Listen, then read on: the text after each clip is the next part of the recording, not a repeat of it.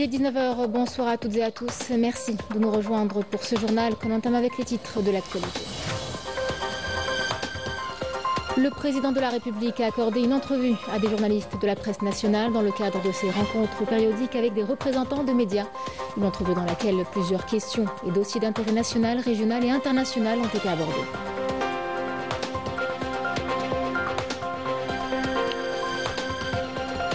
Dès dimanche, les Algériens pourront bénéficier de l'allocation touristique de 750 € par an pour les adultes, 300 € par an pour les plus jeunes.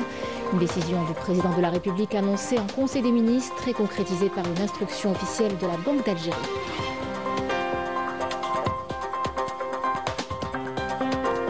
La sécurité hydrique au cœur des priorités de l'État. Nous vous parlerons de la station de dessalement de mer de Tirenemt à Biaya et de celle de Del Marta à Oran. Deux stations qui fonctionnent à plein régime et qui garantissent une eau de qualité.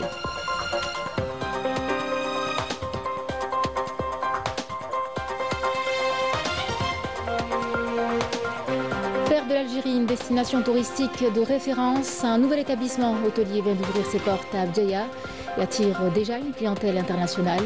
Un projet algéro-saoudien où les jeunes de la région y travaillent, formés aux standards internationaux.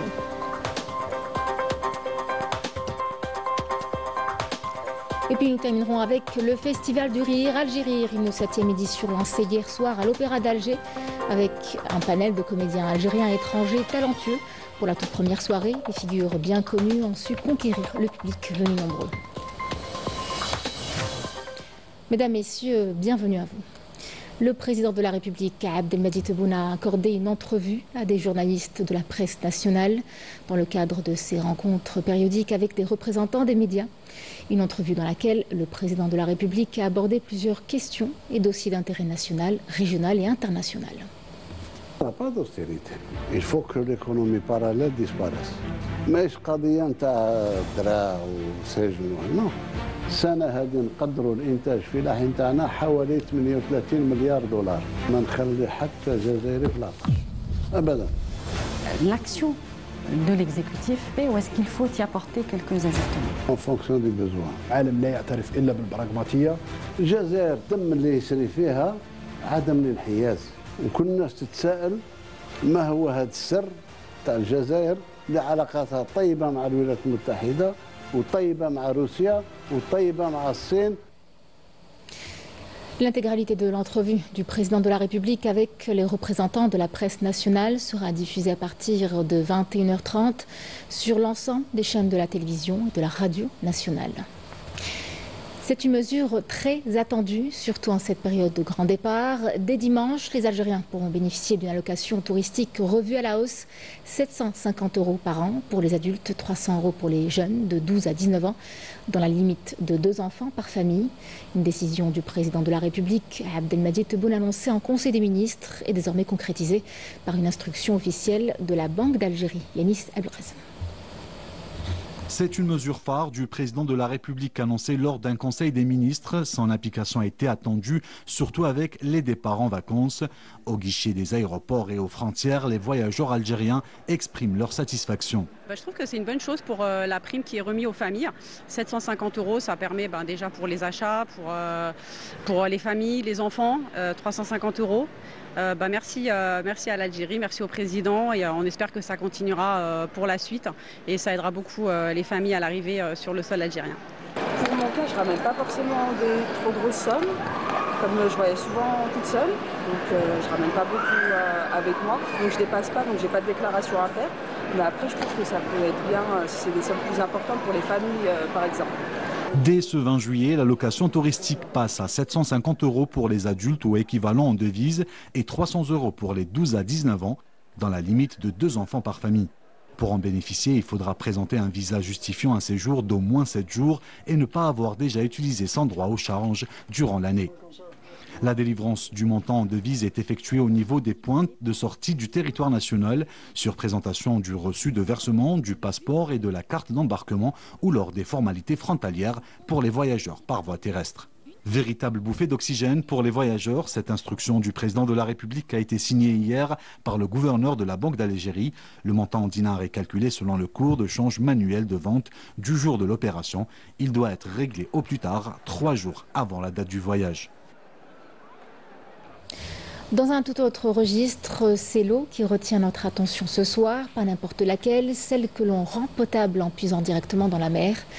À Tirremt, du côté de Béjaïa, comme dans d'autres régions du pays, une station de dessalement fonctionne désormais en continu grâce à des systèmes entièrement automatisés, ce qui répond déjà à la demande malgré quelques obstacles et qui va garantir sur le long terme une eau de qualité dans la région. Yasmine Messaoudi.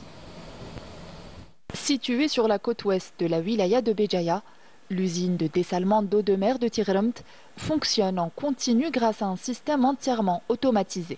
L'eau est d'abord captée directement de la mer, ensuite elle est traitée et soumise au contrôle de qualité. L'eau est transférée dans la station de manière non mécanique, uniquement grâce à la gravité naturelle, sans recours à aucun système autorisé. L'ensemble de l'usine fonctionne en mode entièrement automatisé. Malgré les difficultés rencontrées durant la phase de réalisation, un terrain complexe et des aléas climatiques qui ont retardé par moments l'avancement du chantier, les équipes de l'entreprise, avec leur encadrement, ont relevé le défi et ont mené à bien le projet dans le respect des normes internationales. Un contrôle rigoureux de la qualité de l'eau traitée est assuré en permanence. Dans ce laboratoire, nous analysons toutes les étapes de la production d'eau jusqu'à obtenir une eau dessalée conforme aux standards nationaux et internationaux. Nous veillons en continu à garantir sa qualité. Il faut savoir que dans chacune des 19 stations de dessalement d'eau de mer en Algérie, des analyses précises sont effectuées et nous mesurons en continu les impacts environnementaux. À ce jour, aucun impact négatif n'a été relevé. Bien au contraire, les vidéos sous-marines montrent une vie marine active autour des plateformes d'aspiration. La préservation de l'environnement et le fonctionnement des stations de dessalement vont de pair. L'un ne peut exister sans l'autre. Ce projet stratégique intégré permettra d'assurer une eau potable de qualité à plus de 3 millions de consommateurs. Sur la côte oranaise, nous investissons aussi dans des solutions durables pour garantir une eau potable en continu. Direction El Marta, là-bas, la station de dessalement joue un rôle clé dans l'alimentation en eau potable de la région. Elle dépasse aujourd'hui les 400 000 m3 d'eau par jour et fonctionne désormais à plein régime. Résultat, les habitants ne connaissent plus aucune coupure et cela grâce à une maintenance régulière, une remise en service rapide en cas de panne, sans compter qu'une nouvelle extension est en cours de réalisation. Rina Lourari. Avec une capacité de production qui dépasse les 400 000 m3 par jour, la station de dessalement d'eau de mer d'El Marta constitue un maillon essentiel dans le dispositif d'alimentation en eau potable, en permettant de répondre aux besoins en eau des habitants de l'est de la wilaya d'Oran ainsi que ceux de la wilaya de Mascara. Ici à Oulet Hadjadj, aucune interruption d'eau n'a été enregistrée depuis le début de l'été. Nous sommes très contents. Que deviendrons-nous sans eau? L'eau est indispensable, en particulier pendant la saison estivale. Les rares interruptions d'eau sont généralement dues à des travaux de maintenance ou de tuyauterie et elles ne dépassent jamais 3 jours. L'approvisionnement en eau est constant et nous n'avons pas eu de coupure. La station est dotée d'un système de maintenance périodique intégré à son programme de fonctionnement qui garantit la continuité du service et permet une intervention rapide en cas d'anomalie technique ou de panne extérieure. La station fonctionne sous une haute tension de 220 000 volts. Sa proximité avec la mer l'expose en permanence à un air chargé d'humidité et de salinité, ce qui rend indispensable le lavage régulier des isolateurs.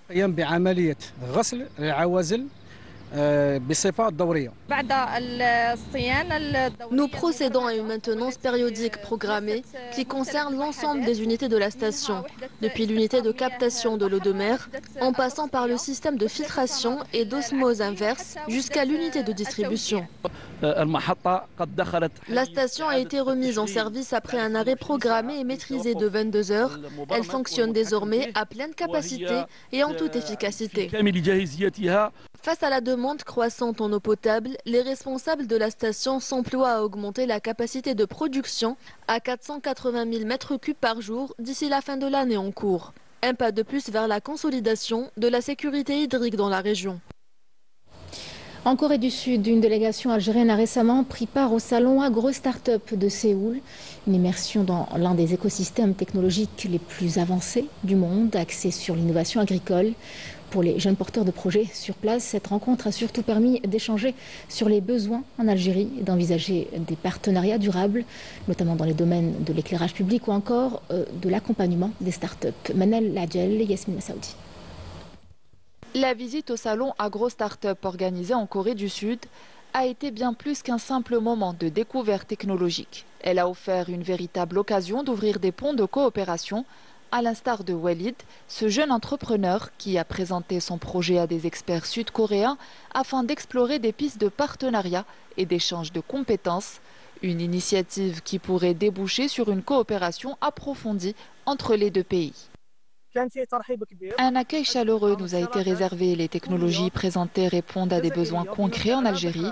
Le transfert de savoir-faire ainsi que les échanges observés sur place montrent que ce type de collaboration peut être mutuellement bénéfique. Nous avons beaucoup à apprendre mais aussi une réelle valeur à apporter. Nous produisons des systèmes d'éclairage aussi bien pour les zones agricoles que pour l'éclairage public. Nous cherchons à collaborer avec des startups et si cela se concrétise, ce sera une belle opportunité pour bâtir un partenariat fructueux. C'est la première fois que nous découvrons le marché algérien. La délégation algérienne a pu découvrir de près l'expérience sud-coréenne dans l'accompagnement des startups et les moyens d'en tirer profit. C'est une occasion de connaître et d'approcher davantage les startups sud-coréennes et de bénéficier de leur expérience.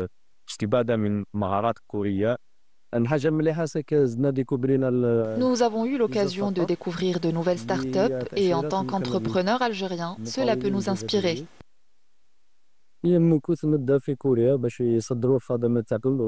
J'ai appris que l'Algérie regorge de nombreuses startups technologiques qui sont en plein essor. J'espère sincèrement que certaines d'entre elles envisageront de pénétrer le marché sud-coréen et de devenir ainsi un exemple de réussite. La délégation algérienne a porté un intérêt concret à l'expérience sud-coréenne dans le secteur de l'entrepreneuriat. Des échanges ont permis d'identifier des pistes de coopération et de transfert de savoir-faire. Séoul reste l'un des hubs technologiques les plus avancés au monde. Des jeunes porteurs de projets qui ne manquent pas d'ambition. Ici en Algérie, ils innovent pour répondre aux défis du pays. L'exemple ce soir à Drar, où un passionné de technologie fait du drone un outil au service de l'agriculture, de l'environnement, encore des secours. Un projet né au sein de son université. Fatma Zahra Ben Fardjallah et Rina Louhari. Entrepreneur et innovateur engagé, Adel Mohamed Belarbi utilise la technologie pour répondre aux besoins du terrain. Au sein de la cellule de développement et d'exploitation des systèmes embarqués de la wilaya d'Adrar, il conçoit des drones destinés à des applications agricoles, environnementales et de secours. Notre projet consiste en la conception d'un drone destiné aux travaux agricoles et forestiers. Il est conçu pour effectuer des opérations de prise de vue, d'inventaire, de recensement et de géolocalisation. De plus, c'est un drone de levage et de largage capable de transporter une charge. C'est un drone de levage et de largage. Un travail qu'il mène grâce au soutien matériel et technique de l'université d'Adrar, lui offrant un cadre propice à la conception et l'expérimentation de ses prototypes. L'université d'Adrar nous a sollicité pour la création d'un drone. Leur accompagnement nous a permis de créer une entreprise mixte et nous espérons que cette collaboration ouvrira la voie à des débouchés concrets sur le marché.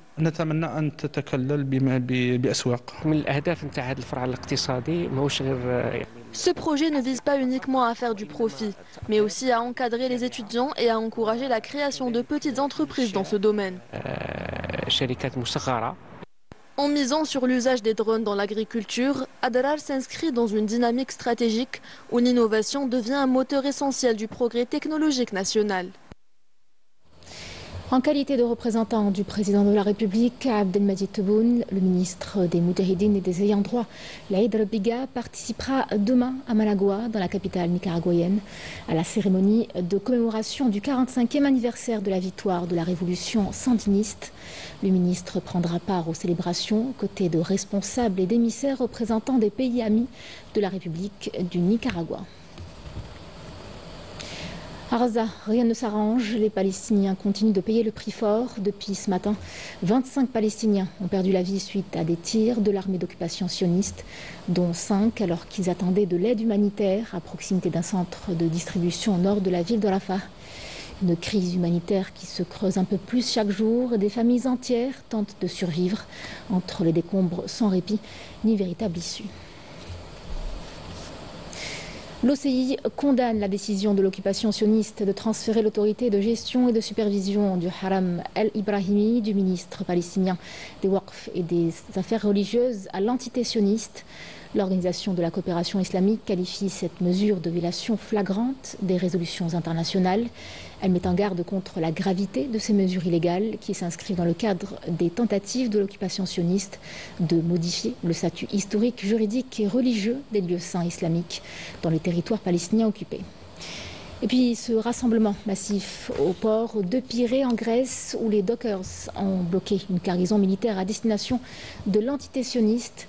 Une action qui prouve une nouvelle fois le soutien de la classe ouvrière pour le peuple palestinien qui vit une situation dramatique depuis près de 2 années.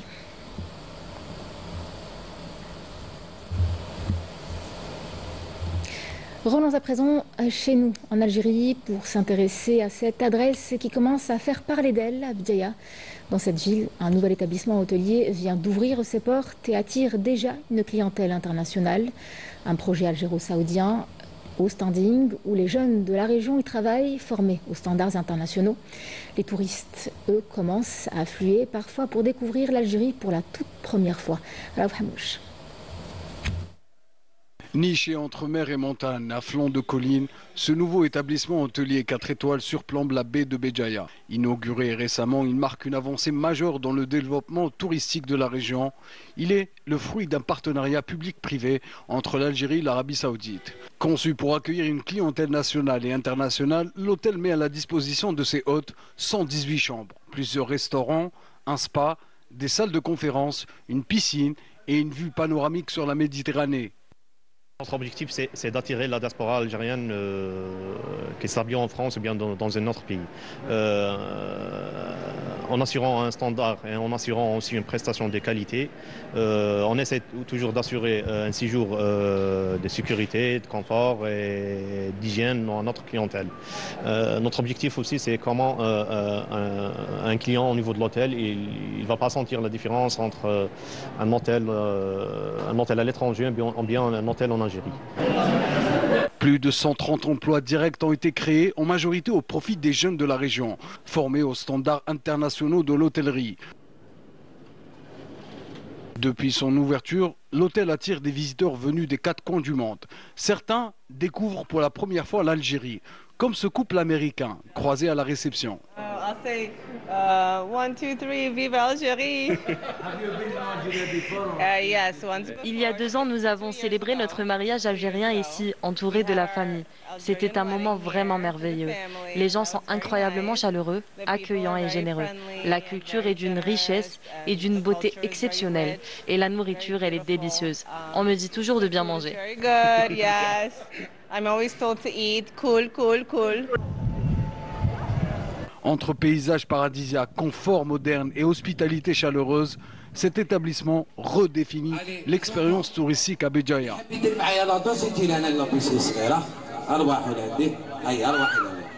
Là, déjà, c'est la première fois que je viens et je trouve déjà l'hôtel il est immense. Et je trouve déjà quand on est rentré dans la réception, c'était déjà grand. Puis là, la piscine, je viens d'arriver, mais déjà ça fait plaisir. Parce qu'elle est déjà grande et tout, l'eau elle est à une bonne température. J'aime trop l'Algérie, je suis algérienne aussi. L'Algérie, c'est plus que moi l'Algérie. Moi maintenant je suis contente parce que j'ai fait connaître mon pays à mes enfants. J'ai fait connaître Béjaïa qui est ma ville, mais l'Algérie entière est mon pays. J'ai toujours kiffé. Je travaille dans les écoles, toutes mes vacances scolaires, je viens en Algérie les passer. Je viens 3 ou 4 fois par an. Alhamdoulilah, ça me plaît. Je meurs pour mon bled, moi. Voilà, et là, je suis contente parce que là, je suis la maman la plus heureuse du monde. J'ai mes petits-enfants et mes enfants. Qu'est-ce que je vais demander de plus? Alhamdoulilah. Mais moi, je suis venu en famille. Eh oui. Est-ce que c'est important? Bien sûr. Comme a fait ta mère. Non, de ne pas perdre ses racines d'ici et tout, c'est important même pour le petit et tout. Et oui, même Inch'Allah, pourquoi pas s'installer plus tard ici et tout, ça serait bien. À Béjaïa, le secteur du tourisme ne se contente pas d'accueillir des voyageurs. Il incarne une ambition nationale. Faire de l'Algérie une destination touristique de référence, une réussite rendue possible grâce à la coopération, à l'investissement et à la volonté de bâtir l'avenir. Et pendant que certains découvrent les plages algériennes pour le plaisir, d'autres les foulent pour la compétition à Zemouri. L'ambiance est électrique ce week-end pour un tournoi national de beach volley féminin. Des duos venus de tout le pays pour ce rendez-vous sportif qui permet aussi de préparer les prochaines échéances internationales. Un événement suivi sur place par notre journaliste Ramzi Mhamdi.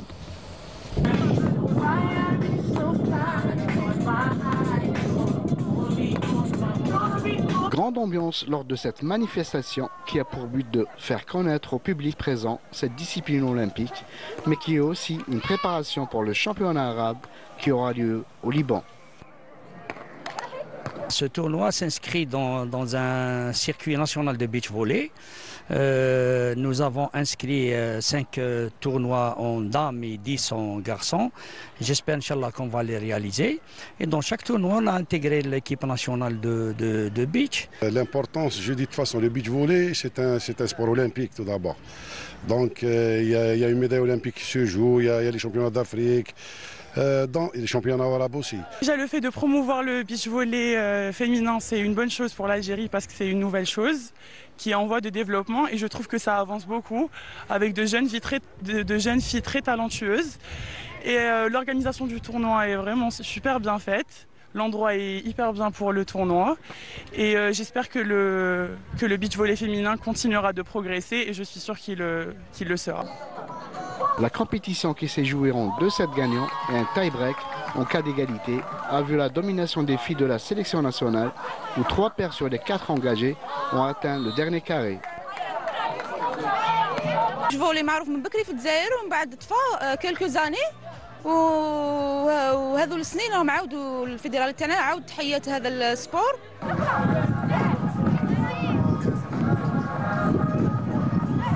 premier tournoi دينا في جيجل après هذايا tournoi في بومرداس رانا فيناليست شغل البيت تاعنا رانا نرياليزيوه بالعقل برك en plus on est jeune هذا هو الحاجه اللي تساعدنا تما لو فيتور قدامنا. La surprise est venue quant à elle de la jeune paire du club de Kazam Mohamedia, Lina Boumerdes et Anaïs Yalaoui, qui se sont adjugées la 3e place du tournoi en battant le duo de l'équipe nationale, Chehla Belmokhtar et Amina Amrani. C'était compliqué, c'était dur, mais on a gagné, on a fait ce qu'on peut et on a réussi. Voilà. C'était compliqué, on ne pensait pas vraiment gagner Kirserna le premier set, mais on a su revenir et gérer le score.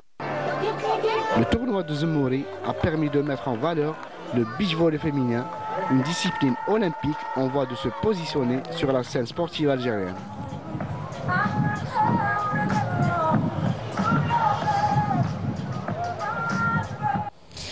Et on termine avec de l'humour. Alger a renoué avec son festival du rire. La 7e édition d'Algérie a été lancée hier soir à l'Opéra d'Alger avec une belle brochette de comédiens algériens et étrangers.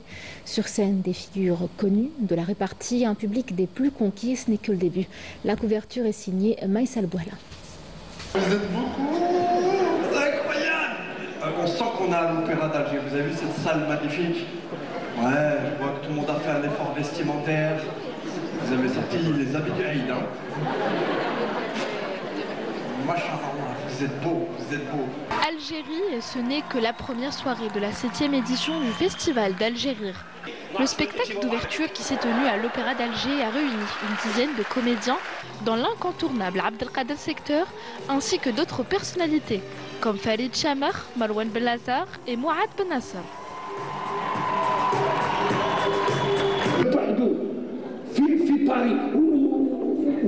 يعني تياتر السيد قاعد هنا 80 سنتيمتر بعيد عليا ساعة ونص وانا ننبح